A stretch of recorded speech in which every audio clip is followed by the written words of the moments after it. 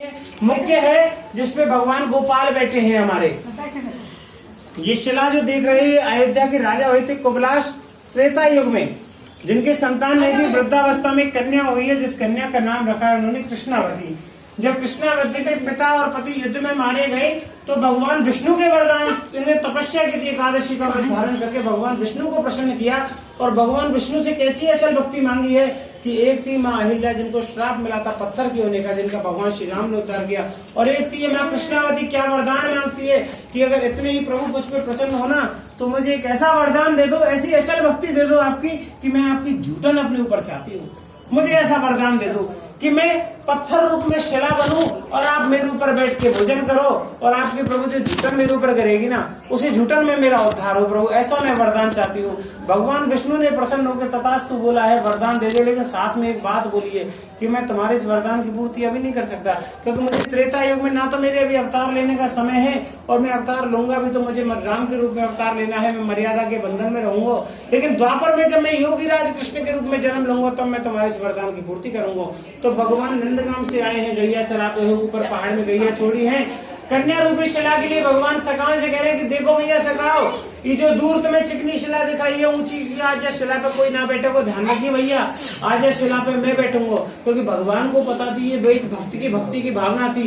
सखाओं के लिए तो ये पत्थर ही था, पहाड़ ही था, लेकिन भगवान को तो पता थी ये एक भक्ति है, ये एक भक्ति की थी जो उसका प्रसाद भगवान को देना था। भगवान इस कन्या रूपी शिला पे बैठे हैं।